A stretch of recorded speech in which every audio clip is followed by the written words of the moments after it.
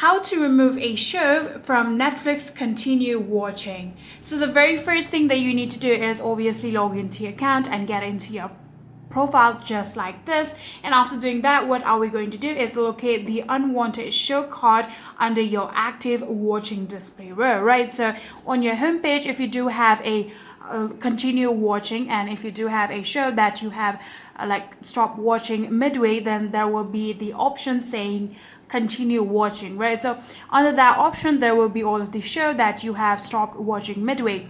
So in there you'll be able to find shows just like this. What you're going to do is simply long press on that show, and then it will show a pop-up, and all you need to do is simply tap on the option remove from row and click on and then tap on confirm in order to successfully remove that show from Netflix continue watching. So yeah, that is it. If you guys do have any further queries, please let me know in the comment section down below.